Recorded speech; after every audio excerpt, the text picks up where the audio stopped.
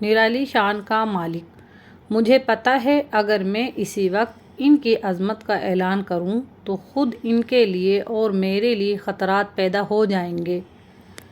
یہ ڈر نہ ہوتا تو میں اسی وقت ان کے بارے میں یہ تمام باتیں سب کو بتا دیتا، عربوں کے سامنے ان کی سربلندی اور اونچے رتبے کی داستانیں سنا دیتا، لیکن میں نے یہ راز تمہیں بتایا ہے، تمہارے ساتھیوں میں سے بھی کسی کو نہیں بتایا۔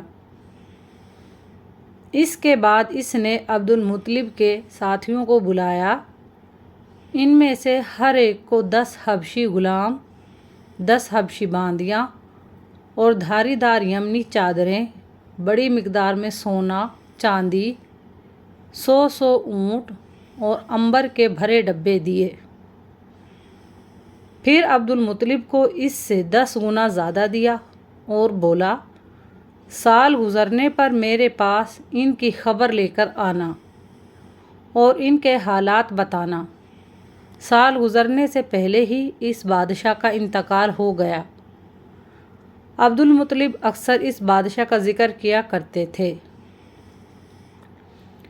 آپ کی عمر 8 سال کی ہوئی تو عبد المطلب کا انتقال ہو گیا۔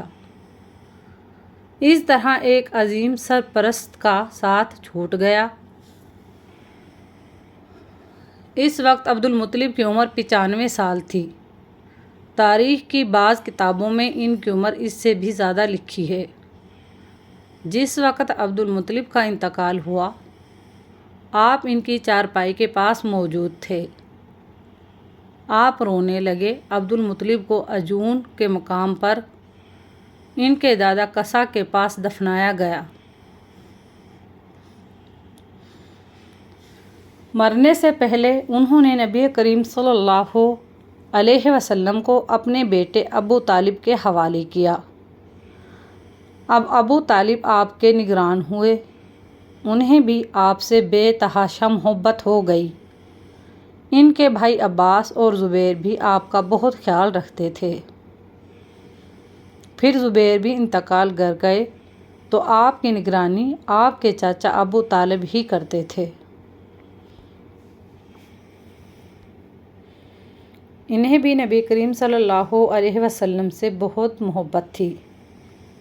جب انہوں نے آپ کی برکات دیکھیں، معجزے دیکھے تو ان کی محبت میں اور اضافہ ہو گیا۔ یہ مالی اعتبار سے کمزور تھے، 2 وقت سارے گھرانے کو پیٹ بھر کے کھانا نہیں ملتا تھا، لیکن جب نبی کریم صلی اللہ علیہ وسلم ان کے ساتھ کھانا کھاتے تو تھوڑا کھانا بھی ان سب کے لیے کافی ہو جاتا، سب کے پیٹ بھر جاتے۔ اسی لیے جب دوپہر یا رات کے کھانے کا وقت ہوتا تو اور سب دسترخوان پر بیٹھتے تو ابو طالب ان سے کہتے، ابھی کھانا شروع نہ کرو، میرا بیٹا آ جائے پھر شروع کرنا۔ پھر آپ تشریف لے آتے اور ان کے ساتھ بیٹھ جاتے۔ آپ کی برکت اس طرح ظاہر ہوتی کہ سب کے سیر ہونے کے بعد بھی کھانا بچ جاتا۔ اگر دودھ ہوتا تو پہلے نبی کریم صلی اللہ علیہ وسلم کو پینے کے لیے دیا جاتا، پھر ابو طالب کے بیٹے پیتے، یہاں تک کہ ایک ہی پیالے سے سب کے سب دودھ پی لیتے، خوب سیر ہو جاتے اور دودھ پھر بھی بچ جاتا۔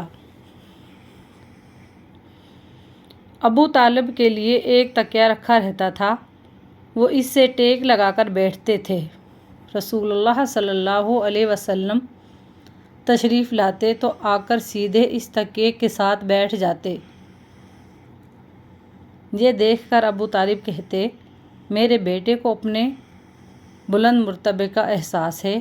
ایک بار مکہ میں قحط پڑ گیا، بارش بالکل نہ ہوئی، لوگ ایک دوسرے سے کہتے تھے لات اور عزا سے بارش کی دعا کرو، کچھ کہتے تھے تیسرے بڑے بت منات پر بھروسہ کرو۔